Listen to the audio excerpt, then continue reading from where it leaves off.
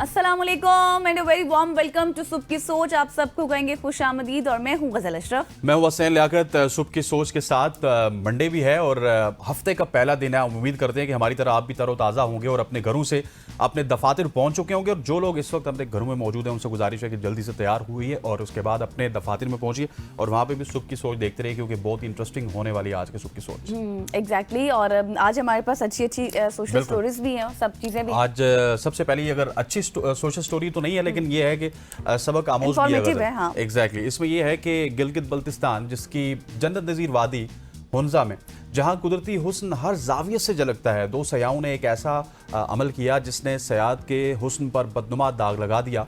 अदाबाद झील के किनारे कायम काराकोरम हाईवे के खूबसूरत रिटेनिंग वॉल पर इन सयाहों ने अपने नाम का स्प्रे से वो स्प्रे किया, उसको लिखा और इस मकाम को बदसूरत बना दिया। ये अमल ना सिर्फ इखलाकी तौर पर गलत है बल्कि ये गोजाल सब डिवीजन इंतजामिया की जानिब से लगाई गई दफ़ा 144 की सरीहन खिलाफ वर्जी है, जिसके तहत किसी भी अवामी मकाम पर ऐसी हरकतों पर मुकम्मल पाबंदी आयद है। हुंजा की इंतजामिया और पुलिस ने फौरी कार्रवाई करते हुए इन सयाहों को ना सिर्फ तलाश किया बल्कि इन्हें मौके पर वापस लाकर अपने किए गए अमल को साफ करने पर मजबूर भी किया। इसके साथ साथ इन सयाहों ने अवामी सतह पर माफ़ी भी मांगी और ये वाकया एक याद दहानी है कि किस तरह से आप सयाह सिर्फ तस्वीरें लेने या मनाजिर से लुत्फ अंदोज होने का नाम नहीं है बल्कि इसमें वहाँ की मकामी सकाफत जहाँ पे आप जाते हैं, कुदरती विरसे और कवानीन का एहतराम भी शामिल है। जो आप करेंगे तो आपकी रिस्पेक्ट भी होगी। एग्जैक्टली और ये बहुत ही अनएथिकल हरकत है कि आप इस तरह से दीवारों पर कुछ भी गलत और चीज़ें लिख देते हैं। ज़ाहिर है आने वाले लोग जब देखते हैं तो वो कहते हैं कि यार इतनी अच्छी झील है, इतनी अच्छी जगह है जहाँ पर हम सैर व सयाहत के लिए आएँ, लेकिन जब दीवारों पर इस तरह की गंदगी देखकर या फिर उल्टी सीधी हरकतें देखकर तो वो मायूस हो जाते हैं। तो इस तरह की हरकतें जो हैं वो नॉन प्रोफेशनल होती हैं। इस तरह की हरकत ना करें क्योंकि चाहे ही आप पढ़े लिखे ना हों, लेकिन अब जो दौर आ चुका है वो थोड़ा सा पढ़ा लिखा दौर है, तो हर एक जाहिर इंसान भी उसको भी इस हवाले से थोड़ी सी इंफॉर्मेशन ज़रूर होती है। आगे चलते हैं और सिंध से आपको खबर देते हैं कि अंदरूनी सिंध की तालीमी बोर्ड से ए और A1 ग्रेड लेने वाले सैकड़ों तलबा NED यूनिवर्सिटी के दाखिला टेस्ट में फेल हो गए हैं और आगा खान इंटर बोर्ड कराची के अलावा सिंध के दीगर बोर्ड से इंटर करने वाले 50% से ज़्यादा तलबा NED यूनिवर्सिटी का दाखिला टेस्ट पास नहीं कर सके हैं। ये वो तलबा हैं जिन्होंने इन तालीमी बोर्ड से इंटर A1 और A ग्रेड में पास किया था और जामिया NED के दाखिला टेस्ट में आगा खान बोर्ड के 89% इंटरव्यूज़ जो हैं और इंटर बोर्ड कराची के 76 जो % है तलबा वो पास हुए हैं। और NED के दाखिला टेस्ट में लाड़काना बोर्ड की अगर बात करूं तो वहां से 68% बच्चे, लाड़काना के 68%, फिर मीरपुर खास बोर्ड की बात करें तो वहां से 59%, फिर इसके साथ साथ नवाब शाह बोर्ड के 55% हैं, फिर सक्कर बोर्ड के 66% हैं। उन सब ने दाखिला टेस्ट में फेल किया है, वो पास नहीं हो सके। और सिंध के तालीमी बोर्ड की मायूस कुन कारकर्दगी की सबसे बड़ी वजह इंतजामी बहरान है और रिश्वत के एवज नताइज की तब्दीली है कि रिश्वत लेकर बच्चों का रिजल्ट तब्दील कर दिया जाता है। और महकमा बोर्ड एंड यूनिवर्सिटी की ये नाकिस कारकर्दगी के बायस इनके तालीमी बोर्ड का मयार बिल्कुल आप ये कहें कि एक एंड पर लग चुका है कि आप कर क्या रहे हैं, कि ये आपका मयार है तालीमी बोर्ड का कि आप बच्चों को इस तरह से पास करते हैं रिश्वत लेकर।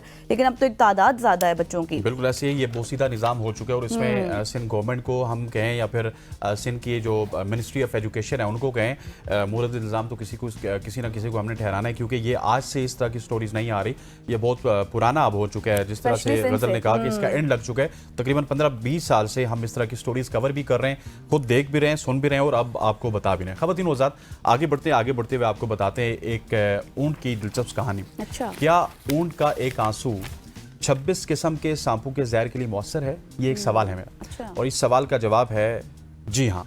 एक हैरानकुन साइंसी तहकीक में ये इंकशाफ हुआ कि ऊंट के खून और आंसू में मौजूद मखसूस एंटीबॉडीज, जिन्हें नैनोबॉडीज भी कहा जाता है, सांप के जहरीले असरात को गैर मौसर बनाने की सलाहियत रखते हैं। ये तहकीक भारत के शहर राजस्थान में वाक़ एक रिसर्च सेंटर में हुई जहाँ पे उन्होंने इस ऊंटों को सांप के जहर, ख़ास तौर पे 100 स्केल से उसको देखा और नताइज अखज़ किए और नताइज हैरत अंगेज़ थे। उनके एक कतरे आंसू में इतनी एंटीबॉडीज़ थी कि वो 26 मुख्तलिफ सांपों के जहर को बेअसर कर सकती थी।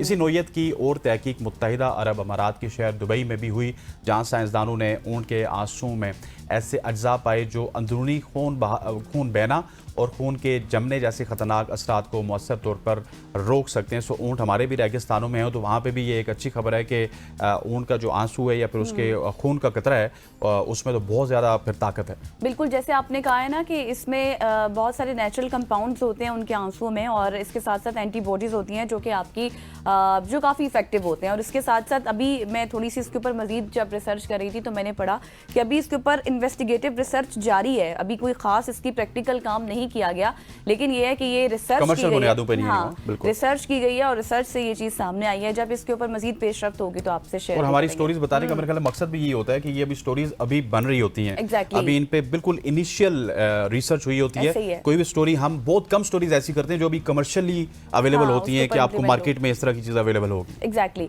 अब आगे बढ़ते हैं और इसके ऊपर तो खैर हम बहुत से बात भी कर चुके हैं और इसके ऊपर हमने बहुत सी सेगमेंट्स भी किए हैं, क्योंकि माहिरीन ये कहते हैं कि अचानक जो दिल का दौरा पड़ता है वो मौत गुज़श्ता चंद दहाइयों में हम देख रहे हैं कि बहुत से केसेस ऐसे सामने आ रहे हैं और हर उम्र के लोगों को ये मुतासिर कर रहा है। ख़राब तर्ज ज़िंदगी इसकी सबसे बड़ी वजह है, फिर तनाव, फिर हाई ब्लड प्रेशर हो गया। इस तरह की बीमारियां दिल की बीमारी से जुड़े रिवायती खतरे के अवामिल हैं। लेकिन साइंसदान ने यह भी बताया कि मुंह का जो बैक्टीरिया होता है ना, वो बीमारियों का सबब बनता है।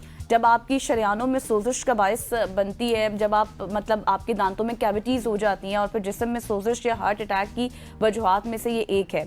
और इस सोजिश की वजह बहुत सी हो सकती हैं, क्योंकि कोई भी सूरत हाल जो सोजिश की हामी है हार्ट अटैक होने का ख़तरा बनाती है और हमें इस बात को यकीनी बनाना होगा कि सोजिश ना हो। रिपोर्ट के मुताबिक साइंटिस्ट ये कह रहे हैं कि उनका बेहतरीन हल ये है कि 2 से 3 बार आप ब्रश करें दिन में, और जितने भी आपकी मुंह की कैविटीज़ हैं या फिर गंद है, जितना भी आपकी मसूड़ों में जो कुछ भी गंदगी हो जाती है उससे आप लोग बिल्कुल एहतियात करें, उससे साफ रहें। और उससे बचने का बचाव का तरीका यही है कि आप 6 माह बाद अपने दांतों की चेकिंग भी कराएं, फिर इसके साथ साथ ब्रश को भी दिन में 2-3 बार करें। और होता क्या है कि इस बैक्टीरिया की तादाद वो उससे कम हो जाती है और दिल के जो बीमारियां हैं उसके खतरात भी कम हो जाते हैं। इस पर आपको याद होगा आपसे कुछ अर्सा पहले ही हमने एक सेगमेंट किया था, डॉक्टर्स को बुलाया था, उन्होंने कहा था कि बहुत सी बीमारियां वजह बनती हैं, जो आपके मुंह की बीमारियां होती हैं वो आपके जिस्म की बीमारियों का सबब बन जाती हैं। बिल्कुल ऐसी खवातीन वज़ाहत। वक्त हमारे पास कम है, अगली स्टोरी की तरफ बढ़ेंगे। शरारती कछुए ने लंदन में फ्लैट को नजरी आतिश कर दिया। ये दिलचस्प वाकया जनूबी लंदन में पेश आया जब एक शरारती कछुए ने अपार्टमेंट को आग लगा दी। जी हाँ, मीडिया रिपोर्ट्स के मुताबिक कछुए ने मालिक के हीट लैम्प को गिरा दिया, जिसने करीब ही रखी खुश घास को भी आग लगा दी। फायर ब्रिगेड को इतला मिलते ही वो जाए वकुआ पे पहुंचे। 4 फायर ब्रिगेड स्टेशंस के अमले ने आग पर काबू पाया और कछुए के साथ साथ अपार्टमेंट में छुपे एक पालतू कुत्ते को भी बाहिफाजत रेस्क्यू किया और मालिक के हवाले कर दिया। आतिशज़दगी के नतीजे में घर को मामूली नुकसान पहुंचा। वाक़े के बाद लंदन फायर ब्रिगेड ने शहरियों को मशवरा दिया कि हीट लैम्प्स को एक ही जगह मजबूत तरीके से नस्ब करना ज़रूरी है ताकि वो गिरकर आग का सबब ना बन सके और कछुए को और दूसरे किसी भी जानवर को इस तरह का मौका ना मिले। ये मैं ख्याल बड़ी इंटरेस्टिंग स्टोरी है हमारी। एग्जैक्टली, इंटरेस्टिंग स्टोरी थी। और अब थोड़ी सी बात कर लेते हैं आगे बढ़कर वेदर के हवाले से, क्योंकि वक्त जैसे आपने पहले कहा हमारे पास थोड़ा सा कम है, तो वेदर की बात भी करना ज़रूरी है। महकमा मौसमियात ने मुल्क भर में मज़ीद बारिशों की अब पेशगोई कर दी है। अभी पिछला कुछ ऐसे सेशन गुजरा है जिसमें बहुत बारिशें हो रही थी। अब कुछ दिनों से हम देख रहे हैं कि सूरज आबोताब के साथ जारी है, लेकिन अभी महकमा मौसमियात ने मुल्क भर में 21 यानी कि आज से 25 जुलाई के दौरान तेज़ हवाओं और गरज चमक के साथ मज़ीद बारिशों की पेशगोई कर दी है और मानसून का नया सिलसिला मुल्क भर को मुतासिर भी कर सकता है। मरतूब हवाएं सिंध और मुल्क के बलाई इलाकों में दाखिल होंगी, जबकि मगरबी हवाएं भी 21 जुलाई से मुल्क के बलाई इलाकों में दाखिल होने की पेशगोई है। और महकमा मौसमियात ने तमाम मुतल्लिक़ को भी हाई अलर्ट रहने की हिदायत कर दी है। मौसम की सूरत हाल पर अब बात करेंगे मज़ीद। बिल्कुल ऐसी है। मौसम की सूरत हाल जानने के लिए हमारे साथ मौजूद हैं जवाद मेमन साहब, एक्सपर्ट हैं वेदर के। जवाद साहब, thank you so much for joining us. जिस तरह से गज़ल ने कहा कि बालाई इलाकों में पेशगोई की जा रही है, बल्कि मुल्क भर में पेशगोई की जा रही है, अब ये बताइएगा कि इन बारिशों की इंटेंसिटी किस तरह की होगी? जिस तरह हमने पहले क्राउड बर्स्ट देखा था चकवाल में, रावलपिंडी की सूरत हाल आपके सामने थी, लाहौर की सूरत हाल आपके सामने थी, क्या उसी इंटेंसिटी से बारिशें होंगी या फिर इंटेंसिटी इस दफ़ा कम आपको नज़र आ रही है?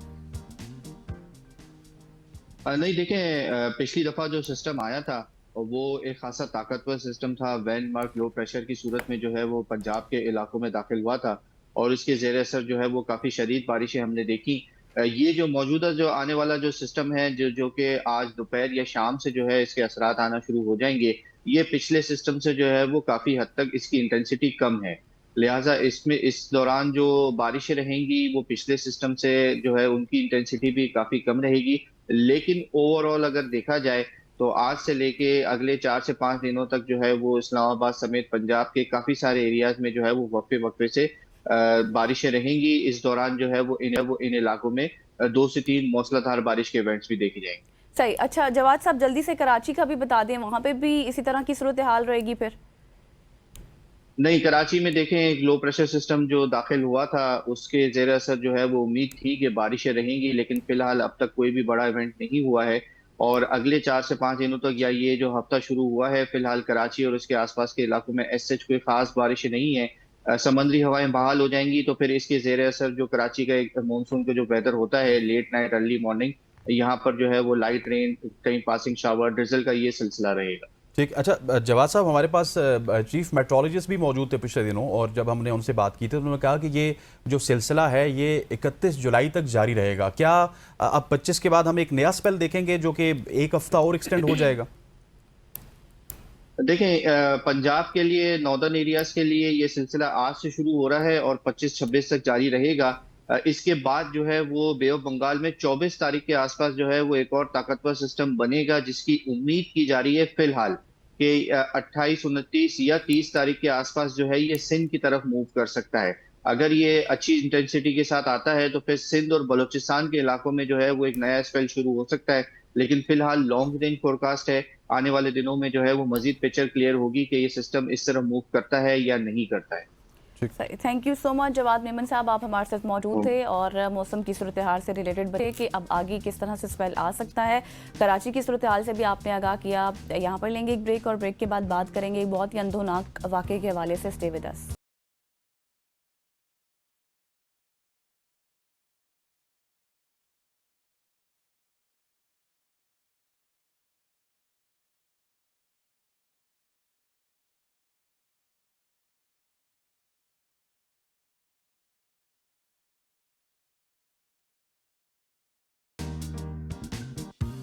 वेलकम बैक ख़वातीन व हज़रात। अब हम एक ऐसे वाक़े के हवाले से बात करेंगे जो कि आप सबको मालूम है। पसंद की शादी के ऊपर एक कत्ल किया गया, और पसंद की शादी शायद हमारे माशरे में एक ऐसी चीज़ उसको समझा जाता है जिसके ऊपर गैरत के नाम पे लोगों को कत्ल किया जाता है। गैरत के नाम पे बलूचिस्तान में फायरिंग करके एक खातून और मर्द के सरफाकाना कत्ल की लर्ज़ाखेज़ वीडियो जब सोशल मीडिया पर वायरल हुई तो उसके बाद एक कोहराम मच गया। वज़ीर आला बलूचिस्तान मीर सरफराज बुगटी ने वाक़े का सख्ती से नोटिस लेते हुए फौरी तहकीकात और जो मुलव्विस मुलजिमान हैं उनकी गिरफ्तारी का हुक्म दिया। जबकि अगर तर्जुमान हुकूमत बलूचिस्तान शायरीन की बात कीजिए तो उन्होंने कहा कि ये वाक़या ईद उल अज़हा के दिनों में पेश आया था, किसी ने इसको रिपोर्ट नहीं किया।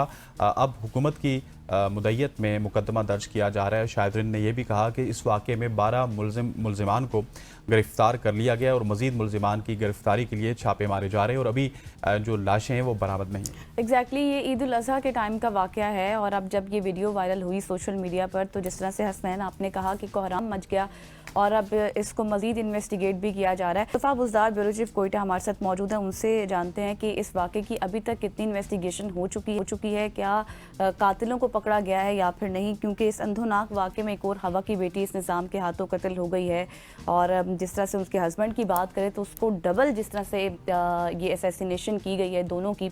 इस हवाले से Mustafa thank you so much for your time. सबसे पहले तो हमें ये बताएं कि अभी तक कितनी इन्वेस्टिगेशन हुई है इस केस की?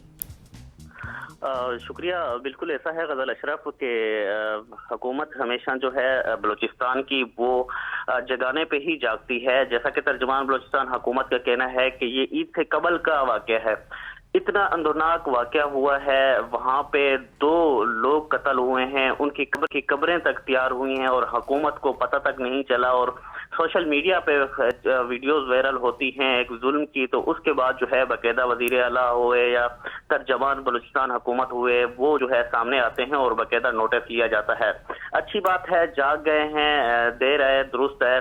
अब तक की जो सूरत हाल है वो ये है कि 11 अफराद को ताहाल गिरफ्तार किया गया है, जिसमें जो लड़की है उसका कजन भी शामिल है। मखदूम का ये इलाका है जहाँ पे ये सारा वाकया पेश आया है। लड़की ने जो है पसंद की शादी की थी और उसके बाद जो है ये लोग जो है रूपोश हो गए थे। उसके बाद जो मकामी ज़राए हैं वो ये कहते हैं कि लड़की को बाकायदा जो है वापस भी कर दिया गया था और लड़का जो है वो रूपोश था अपने किसी इलाके के मोतबर शख्स के पास, कबायली शख्सियत के पास। लेकिन उसके बाद जो है सोशल मीडिया पे तंजिया जो पोस्टें हैं लड़के की जानिब से वो की जाती रही हैं और उसके बाद जो है उसको मारने का फैसला किया गया, कत्ल का फैसला किया गया। लेकिन जो कबायली अमैदीन हैं लड़के के कौम के, उन्होंने ये फैसला किया, उन्होंने ये कहा कि अगर हमारे लड़के को आप कत्ल करते हैं तो उसमें जो शरीक जुर्म है वो एक नहीं, वो लड़की भी शरीक है, तो उसको भी कत्ल करना होगा। दोनों कबीले के जो अमैदीन हैं वो इस चीज़ पे राजी हुए हैं। उन्होंने गाड़ियों में इनको बिठाया है और इनको जो है जंगल में ले गए हैं और वहाँ पे जो है कत्ल किया गया है दोनों को। सोशल मीडिया पे बाकायदा वीडियो जो है वायरल होती हैं और उसके बाद जो है हुकूमत जो है एक्शन लेती है, नोटिस लेती है। लेकिन मुस्तफा साहब मुझे ये बताइएगा कि ये जो कबायली जिरगे वाले हैं जिन अमायदीन ने इनको कत्ल करने का फैसला सुनाया था, क्या उनको भी गिरफ्तार किया गया है?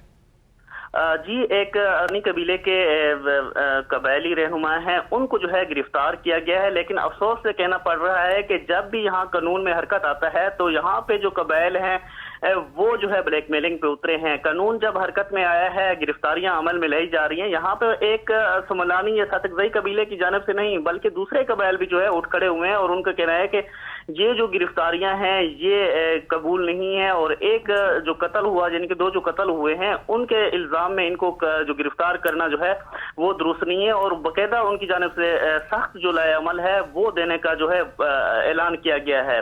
तो कहने का मकसद ये है कि यहाँ पे कबायली निज़ाम का राज है, हुकूमत जो है बेबस नजर आती है। हुकूमत को अपनी रिट की बहाली के लिए सख्त से सख्त एक्शन लेना होगा और जो भी मुलविस किरदार हैं उनको गिरफ्तार करके जो है इबरत का निशान बनाना होगा। अच्छा मुस्तफ़ा, ये बताएं कि ये भी इत्तलात आ रही थी कि यही जिरगे वाले जो वडेरे हैं ये सब कह रहे थे कि इनकी लाशों को पहाड़ों में फेंक दें, इनकी तदफीन भी नहीं करनी। तो अभी लाशों के हवाले से क्या अपडेट्स हैं? देखिए, ये जो इलाका है मस्तूंग का इलाका है, दूर दराज इलाका है, ना वहाँ पे मोबाइल का नेटवर्क है और ना वहाँ पे कोई इंतजामिया हमें नजर आती है जिससे रब्ता करके मजीद जो है मौक़िफ़ लिया जा सके।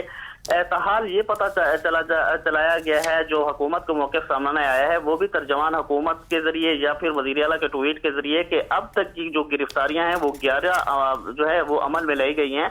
ये वाकया आज का नहीं या 2 रोज कबल का नहीं, ये ईद से कबल का है। ईद से भी मतलब कबल का, जिसको तकरीबन 2 महीने गुजरने को हैं। 2 महीने पहले इनको कत्ल किया गया है। यकीनन उनकी जो है कब्रें बनाई गई होंगी और उनको दफन किया गया होगा और अगर ऐसा नहीं किया तो ये मैं समझता हूँ कि ये इस पे भी हुकूमत को एक्शन लेना चाहिए और इसमें जो मुलव्वस किरदार है फिर तो उनको इबरत का निशान बनाना बनता है। ठीक हो गया। मुस्तफ़ा बुज़दार हमारे साथ मौजूद थे, ब्यूरो चीफ कोयटा, जो कि इस वाक़े के हवाले से हमें अपडेट कर रहे हैं। अंदुनाक वाक़या है और उम्मीद करते हैं कि जो जुल्म हुआ है और जिन्होंने जुल्म किया है उनके, क्योंकि ये रिवायत नहीं है, हाँ, ये जुर्म है जो आप लोगों ने किया। असल में तो कहा जाता है कि हम गैरत के नाम पर कत्ल करते हैं, लेकिन बेसिकली डिसऑनर है कि जिस तरह से आपने किया है। ख़वातीन वज़ात यहाँ पे वक्त हुआ चाहते हैं शॉर्ट सी कमर्शियल ब्रेक का ब्रेक लेते हैं, वापस आते हैं। स्टे विद अस।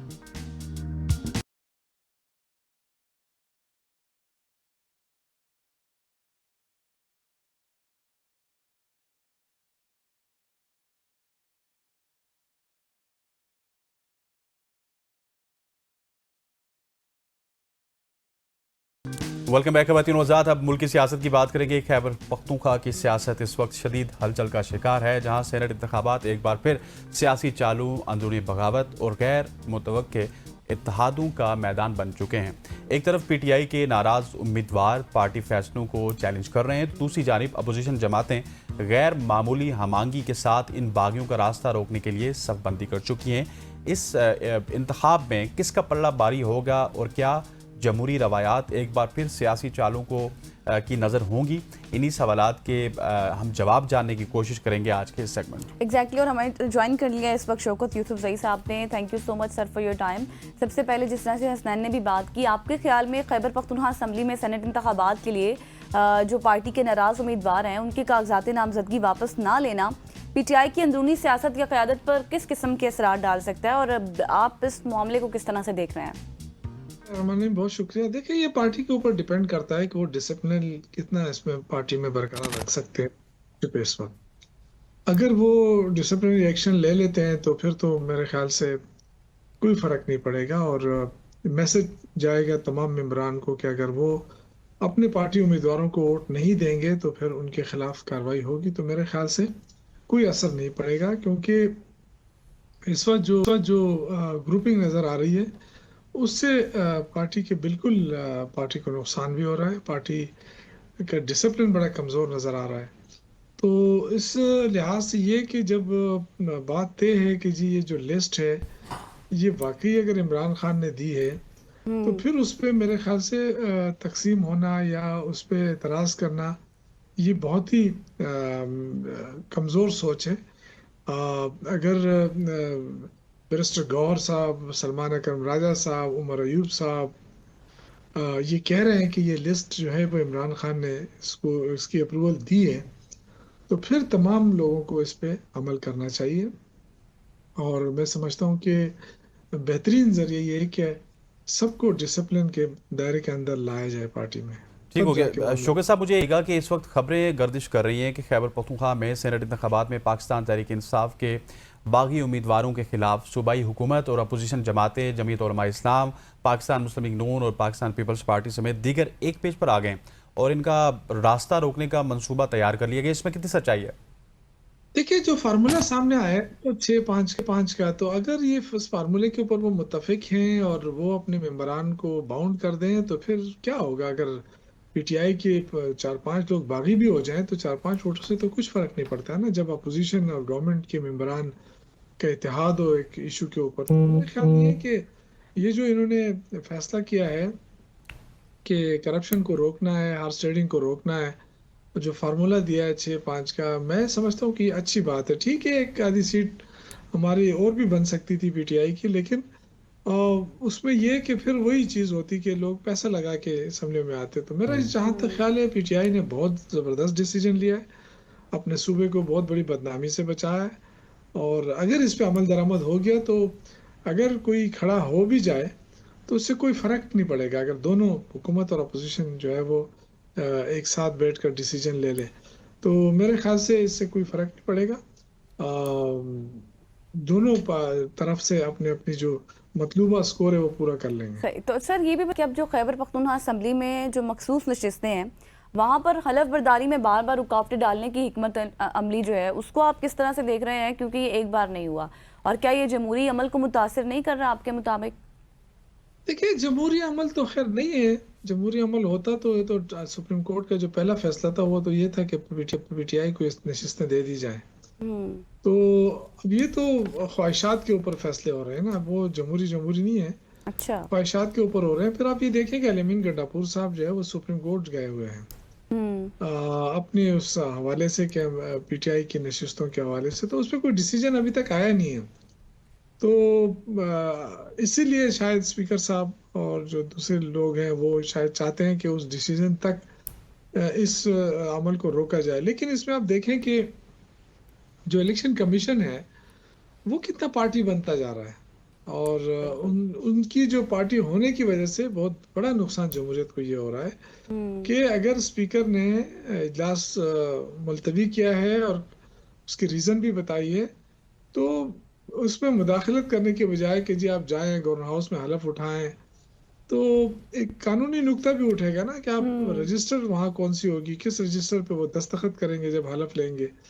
तो वो तो फिर वही होगा कि जब तक वो वहाँ पे रजिस्टर पे दस्तखत नहीं करेंगे असम्बली की, तो ये कैसे इनको असम्बली का मेंबरान तस्वर किया जाएगा।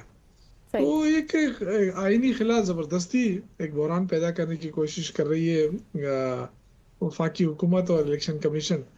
मेरे ख्याल से इसको स्मूथली होना चाहिए था, और अगर आप पीटीआई को ये नशिस्तें नहीं देते तो आप किस खाते में नून लीग, पीपल्स पार्टी और दीगर जमातों को ये तकसीम कर रहे हैं? मतलब ये कि जेयूआई की अपनी सीटें शायद 5 है कि 6 है और उनको आप 9 सीटें दे रहे हैं, तो ये कहाँ आइन में लिखा हुआ है? तो सारी चीजें तो गैर जमहूरी हो रहे हैं ना। बिल्कुल ऐसी। अच्छा शौकत साहब, मुझे ये भी बताइएगा कि अगर केपी की बात की जाए तो वहाँ पे सेनेट इंतखाबात के दौरान पाकिस्तान तहरीक इंसाफ के फैसले ने सियासी हल्कों में हैरत और चहमुगइयों को तो जन्म दिया है, और सवाल उठाया जा रहा है कि जब पीटीआई के पास 92 अरकान असम्बली मौजूद हैं और एक जनरल नशिस्त के लिए सिर्फ 19 वोट दरकार होते हैं, तो फिर पार्टी ने 5 जनरल नशिस्तों के लिए उम्मीदवारों को खड़ा क्यों नहीं किया? सवाल तो उठ रहे हैं सर।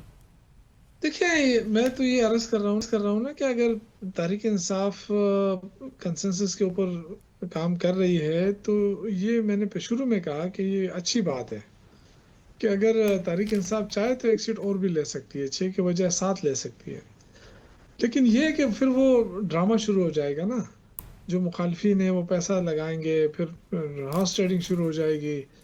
तो ये मैं समझता हूँ कि एक अच्छा काम हो रहा है कि अगर दोनों कंसेंसस कर लेते हैं। और देखिए, सेनेट का मसला और नहीं होता है, तो सूबे की नुमाइंदगी करनी होती है। तो एक नशीस अगर अपोजिशन ज्यादा ले ले या हुकूमत ले ले, नुमाइंदगी तो सूबे की होगी ना। हम्म। तो इसलिए आई थिंक इसमें कोई इतना बड़ा वो नहीं है। लेकिन अगर अगर ये हो जाए, इससे पहले भी एक दफा हुआ है, तो जो पैसों की रेल पहले ये खत्म हो जाएगी। बस मैं तो ये मैंने शुरू से भी एक मशवरा दिया था 8 से 6-7 दिन पहले, जब इस तरह की कोई बात नहीं थी। तो मैंने कहा कि ये हॉर्स ट्रेडिंग रोकने के लिए बजाय इसके किसी अपोजिशन वाले मिलते हैं, आपस में जमातें इकट्ठी होती हैं, तो गवर्नमेंट के साथ भी बैठ जाए, सूबाई हुकूमत के साथ, और एक कंसेंसस डेवलप करें, और जिसके जो पॉइंट्स सही। बनते हैं अच्छा उसके सर, ये हिसाब भी से आखिर में बता दीजिएगा कि खैबर पख्तूनख्वा में अब जो आज के सेनेट इंतखाबात में उसमें आपको किस जमात का पलड़ा भारी नजर आ रहा है?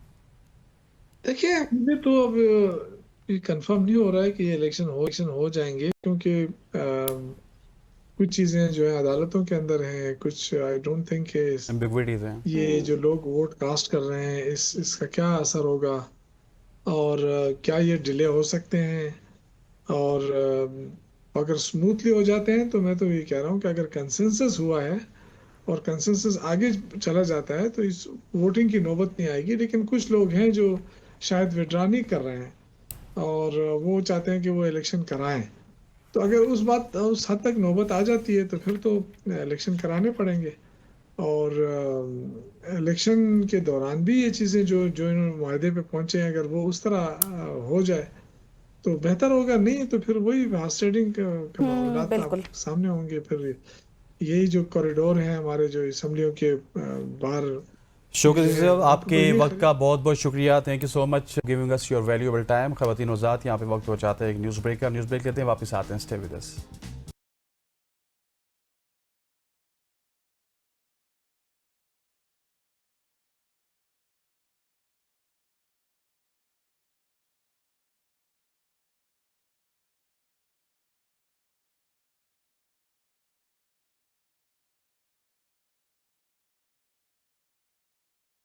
वेलकम बैक ख़वातीन हज़रात। अब हम क्रिकेट की बात करेंगे। क्रिकेट के मैदान में सियासत फिर से नजर आ रही है, जब वर्ल्ड चैंपियनशिप ऑफ लेजेंड्स में शाहिद अफरीदी की टीम ने शमूलियत पर भारतीय खिलाड़ियों ने मैदान में उतरने से इनकार कर दिया, जिसके बायस शायकीन का शिद्दत से मुंतज़िर पाक भारत टाकरा मनसूख कर दिया गया। एक बार फिर खेल के रिश्ते पर सियासत का साया पड़ गया। और दूसरी जानिब अगर बात कीजिए, बांग्लादेश के खिलाफ पाकिस्तान की मौजूदा टीम ने मायूस कुन कारकर्दगी दिखाई, जहां T20 सीरीज के पहले मैच में महज 111 रन का दिफा करने में हमारी टीम नाकाम रही और मेज़बान टीम ने सिर्फ 15.3 ओवर्स में मैच अपने नाम कर लिया। इन दोनों मौज़ूआत पर आज हम बात करेंगे। एग्जैक्टली और बात करने के लिए हमें ज्वाइन कर चुके हैं बदियुज़्ज़मान साहब, सीनियर स्पोर्ट्स एनालिस्ट हैं। Thank you so much for your time. जिस तरह से अभी हसनैन बात कर रहे थे, सवाल मेरा यही है, अगर लेजेंड्स क्रिकेट के हवाले से बात करूं तो इस तरह के गैर रस्मी इवेंट्स में सियासी जज्बात को अगर हम शामिल कर दें, तो आपको नहीं लगता कि खेल के आलमी जज्बे के खिलाफ है ये? बिल्कुल आप सही कह रही हैं। देखिए, जिस तरीके से अगर भारत को कोई मसला था, मसाइल थे, पाकिस्तान से कोई इस तरह की प्रॉब्लम थी, तो उनको चैंपियंस जो लीग है उससे पहले ही जो है वो इंतजामिया को बता देना चाहिए था कि हम अगर पाकिस्तान होगा या शाहिद अफरीदी होंगे तो हम नहीं खेलेंगे। तो फिर वो मुनासिब बंदोबस्त करते।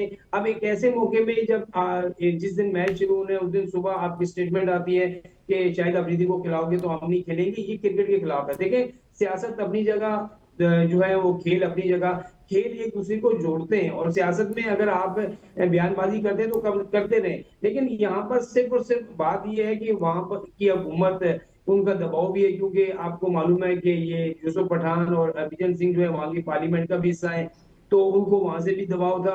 और वो चाहते थे कि शायकीन क्रिकेट जो इंडिया के हैं, जो इंडिया को सपोर्ट करते हैं, उनकी हमदर्दियां भी ले लें। तो इस तरह का शायद हम जस्टिस देंगे तो जो है ना वो हमें हमारी वाह वाह करेंगे। लेकिन पूरी दुनिया को अगर आप देखें तो पूरी दुनिया उनके इस रवैये पर जो है वो काफी जो है वो उनसे नाराजगी का इजहार कर रही है। देखिए, क्रिकेट आपका चेयरमैन आईसीसी का आपका अपने मुल्क का बंदा। उसके अलावा आपके बहुत सारे क्रिकेट में मामला, आपकी लीग इतनी बड़ी लीग आप करवाते हैं, उसके बावजूद इस तरीके से अगर आप करेंगे तो ये क्या होगा? मेरे ख्याल में ये क्रिकेट के लिए सही नहीं है, शायकीन क्रिकेट के लिए सही नहीं है। और ये प्लेयर वो प्लेयर हैं कि जो माजी में अपनी कारकर्दगी दिखाते रहे और एक दूसरे के बहुत करीब रहे, चाहे वो युवराज सिंह हो, सुरेश रायना हो या दूसरे प्लेयर इंडिया के हो, इनको बहुत करीबी ताल्लुकात रहे। लेकिन एक तो शायद अफरीदी ने एक बात सही की है कि एक अंडा जो है वो गंदा होता है तो सबको जो है गंदा कर देता है। तो वही बात है कि एक बंदे की वजह से पूरी इंडियन टीम जो है वो बदनाम हुई। बिल्कुल ऐसी है। शाहिद अफरीदी खटकता है दिल यज़दा में कांटे की तरह। बदी भाई, जिस तरह वो पिटाई किया करते थे अनिल कुंबले की, लक्ष्मीपति बालाजी की,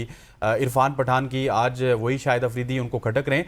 लेकिन क्या आपको ये लगता नहीं है कि अपनी फेस सेविंग भी की गई है, स्पेशली इरफान पठान, यूसुफ पठान की जानिब से, हरभजन सिंह की जानिब से, क्योंकि वहाँ पे ये लोग माइनॉरिटीज़ में और ये सबसे ज़्यादा हमें इंडिया की तारीफ करते हुए नजर आते हैं। अगर आप लंदन में पाकिस्तानी रेस्टोरेंट लाल किला में हरभजन सिंह की बात करो, वहाँ पे खाना खा सकते हो, तो पाकिस्तान के खिलाफ मैच क्यों नहीं खेल सकते?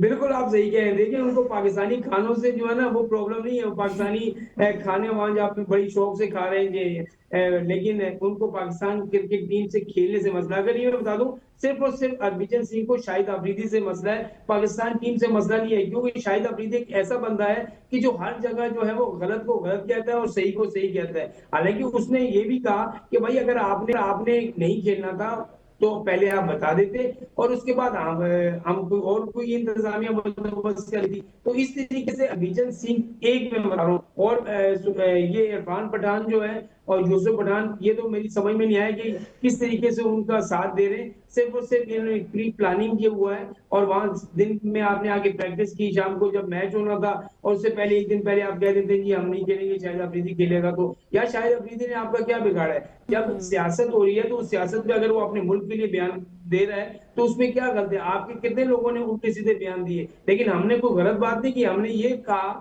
शाहिद अफरीदी ने ये कहा कि देखें कि अगर पाकिस्तान हमारे लिए सबसे पहले है, आपके लिए अगर इंडिया पहले है तो हमारे लिए पाकिस्तान सबसे पहले है। तो सबसे बड़ी बात ये होती है कि क्रिकेट और सियासत बिल्कुल दो अलग अलग चीजें हैं। जब आप वॉलीबॉल हमारे साथ खेल सकते हैं, जब आप स्नूकर हमारे साथ खेल सकते हैं, जब आप हॉकी के लिए हमारी टीम को बुला सकते हैं, तो आपको क्रिकेट से क्या मसला है? अगर क्रिकेट से यही मसला है कि शाहिद अफरीदी माजी में आपको जिस तरह की वो आपने जो बात की कि धोता था, चाहे वो अनिल कुंबले हो, बालाजी हो, कोई भी हो, तो क्या उससे डर, इतना खौफ है आपको कि वो इस मैच में भी जो है आपको आप हार जाते तो आपकी बदनामी होती? हालांकि शाहिद अफरीदी को डॉक्टर ने मना किया हुआ था, उनको इंजरी थी और वो इस मैच में खेलते भी नहीं, लेकिन इनकी शर्त थी कि मैदान में भी ना आए। तो यार ये कौन सी क्रिकेट है? सही। अच्छा बदी भाई, फिर आइंदा पाक भारत मुकाबलों में भी हम ऐसे ही एक्सपेक्ट करें? अभी तो शाहिद अफरीदी की मौजूदगी बर्दाश्त नहीं है तो बिल्कुल। देखिए अब एशिया कप होने वाला है, उसके बाद वर्ल्ड कप होने वाला है और एशिया कप तो अभी से ही असलैन भाई को पता है कि किस तरीके से जो ढाका में मीटिंग होनी है उस पर भी एतराज उठा दिया है भारत ने कि हम वहां पर मीटिंग में नहीं जाएंगे। तो हो सकता है कि वो पाकिस्तान से मैच खेलने से भी इनकार कर दें, क्योंकि उनका कुछ नहीं जाता, क्योंकि उनके बोर्ड के पास बड़ा पैसा है, वो उधर से कवर कर लेंगे। लेकिन उनका एक ही शर्त है कि पाकिस्तान को कहीं आगे बढ़ने ना दिया जाए, पाकिस्तान क्रिकेट को आगे ना बढ़ने दिया जाए, पाकिस्तान में जो खेल है उनको आगे ना जाए। वो उनकी सारी दुश्मनी पाकिस्तान के खेलों के साथ है। तो मेरे ख्याल में एशिया कप में भी हमें जो है वो मसला जो है थोड़ा सा सही नजर नहीं आता एंड टाइम पे। जैसे आज एक दिन मैच से एक दिन पहले यहाँ उन्होंने मना कर दिया, वहां भी कह सकते हैं कि एशिया कप में हम पाकिस्तान से मैच नहीं खेलेंगे। बिल्कुल ऐसी है वो। तो बदी भाई, जिस तरह आपने कहा ना, वो जिस तरह सास को बहू के खिलाफ कुछ नहीं मिलता तो वो कहती है ये आटा गूंथते हुए ना आवाज आती है, तो इस वजह से मुझे बहू को बाहर निकालना है घर से। इंडिया वाला वही हिसाब है कि एशिया कप की जो मीटिंग है वो ढाका में हो रही है, इस वजह से हम एशिया कप में नहीं जा रहे।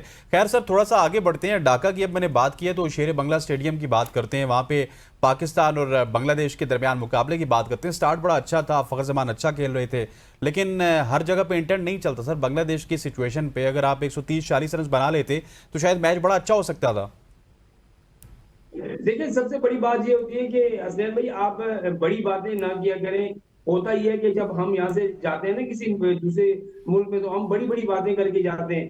तो वो बातें जब वहां आप पहुंचते हैं, आपको कंडीशन का वहां पता नहीं है, आपको किसी चीज का पता नहीं है। आपको मालूम होना चाहिए कि बांग्लादेश अपनी कंडीशन में कमजोर नहीं है। आप यहीं से बयानबाजी करना शुरू हो गए थे। प्रेस कॉन्फ्रेंस में आप कह रहे हैं कि बड़ी मुकम्मल तैयारी है, वहां जाके एक दिन आपने 2 घंटे की प्रैक्टिस की, 2 दिन तो आप आराम करते थे भाई। तो वो 2 दिन अगर जो आपने आराम किया तो वहां स्टेडियम में जाकर आप पिच वहां पर जो प्रैक्टिस करते हैं आपको पता चलता है कि किस तरह की कंडीशन है।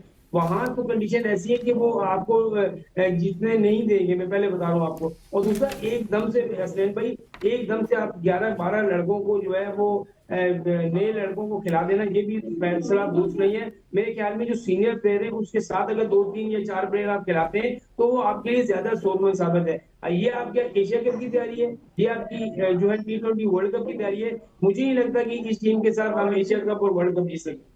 तो बदी भाई, आपको नहीं लगता कि पाकिस्तान जिस तरह से अपनी जारहाना हिकमत अमली रखता है यही उनकी कमजोरी है? क्योंकि बांग्लादेश की जिस तरह से सुस्त विकेट हम देख रहे थे, उसके सामने तो समझदारी के साथ खेलना बनता था, ठहराव के साथ खेलना बनता था, ना कि हर बॉल पे हमला।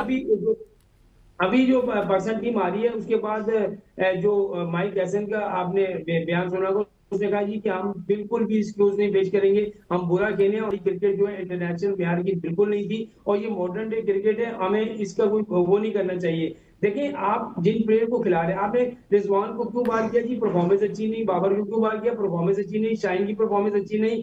नसीम शाह की परफॉर्मेंस अच्छी नहीं। तो भाई, तो ये साइम अयूब ने पीएसएल में कौन सा कारनामा अंजाम दिया? हारिस ने क्या कुछ कर दिया कि उसको आपने टीम में साथ रखा हुआ है? आज से नहीं रखा, मुसलसल उसको चांस दिए जा रहे हैं। तो मेरे ख्याल में अभी तो आपके पास रेगुलर कोई फास्ट बॉलर नहीं है। सलमान जो लड़का लिया, सलमान मिर्जा, वो भी कोई इतना स्पीड वाला नहीं है, वो भी 132-133 की स्पीड से गेंद कर रहा है। अभी तो आपके सामने बांग्लादेश है। जब आप जाएंगे इंग्लैंड, ऑस्ट्रेलिया और उसके अलावा जनूबी अफ्रीका, न्यूजीलैंड, तो क्या इन बॉलर से क्या मैच जीत लेंगे? और एक इब्रार को आपने रखा हुआ है स्पिनर, क्या आपके पास स्पिनर नहीं है? आप सुफियान मुकीम को क्यों नहीं खिलाते? आपके पास यहाँ पर स्पिनर। लेकिन बदी भाई, मुझे आखिर में सिर्फ ये बताइएगा कि क्या आप ये नहीं समझते, बीइंग ए सीनियर जर्नलिस्ट, के हमने एक टीम बनानी है, एक टीम बिल्ड करनी है? अगर आपने बाबर को भी, रिजवान को भी बाहर बिठा दिया, शाहीन नसीम को भी बाहर बिठा दिया, तो इन बच्चों को थोड़ा सा टाइम दे दें। होम सीरीज में अच्छा खेलें, अवे सीरीज में कभी कभार खराबियां हो जाती है, लेकिन यही आपका फ्यूचर है, इसी को लेके चलना है। अब बाबर आजम और रिजवान कब तक हमारा सहारा बनते रहेंगे? मैं ये नहीं कह रहा असलम भाई, देखिए वो आप बिल्कुल, आपकी बात दुरुस्त है कि जो नौजवान लड़के हैं जो परफॉर्मेंस देते हैं उनको टीम में जरूर होना चाहिए। लेकिन एकदम आप 10-11 लड़कों को जब आप चांस देते हैं तो वो कोई तजर्बा भी तो चाहिए ना। अब एक तजर्बेकार भी तो होना चाहिए कि वो आपको बताता चले कि यार इस कंडीशन में ऐसे खेलना है, ऐसे नहीं खेलना। आप बाबर को भले अगर उसकी परफॉर्मेंस नहीं है तो उसको बाहर करें, फिर साइम को भी बाहर करें, फिर हारिस को भी बाहर करें। तो आपको भी इस तरीके से चलेंगे। फिर हसीबुल्ला ने क्या कसूर किया था, उसको आप टीम में क्यों लेके आते? एक तरफ आप कहते हैं हमारे पास 30-35-40 का पूल है, और भाई पूल है कहाँ, मुझे ये बता दें। आप खिलाते किसको है? बेंच पे बिठा के वापस कर देते। अभी हसन नवाज ने रन किए ना, तो पहले वो रन उसने किए थे बांग्लादेश के खिलाफ, वाह वाह वाह हो रही थी। अभी 4 मैचेस में रन नहीं करेगा, आप देख लीजिएगा। सलमान से मैंने सवाल पूछा, प्रेस कॉन्फ्रेंस कराची में हुई, मैंने कहा बाबर के साथ जो कप्तानी में हुआ, शाहीन के साथ जो हुआ, रिजवान के साथ हुआ, आप 2 सीरीज आते हैं तो आपके साथ भी यही हाल होगा, इस पे क्या कहेंगे? वो एकदम अक्का बक्का रह गया। उसने कहा भाई मैं क्या कह सकता हूँ, ये तो मेरा काम है टीम को जीत के दिलाना। अगर हार गए तो ये तो मर्जी है पाकिस्तान क्रिकेट बोर्ड की कि जिसको लगाए। सही, thank you so much. Senior sport journalist Badiuzzaman sahab हमारे साथ मौजूद थे। लेकिन मसला ये है कि अभी तक हमारी टीम को किसको खिलाना है, किसको नहीं खिलाना है, कैसे खेलना है, कितनी तैयारी के साथ खेलना है, ये अनफॉर्चुनेटली अभी तक यही चीज़ें समझ नहीं आई, और ये चीज़ें कब की पता नहीं। यहाँ पर लेंगे एक ब्रेक, और ब्रेक के बाद वापस आएंगे। Stay with us.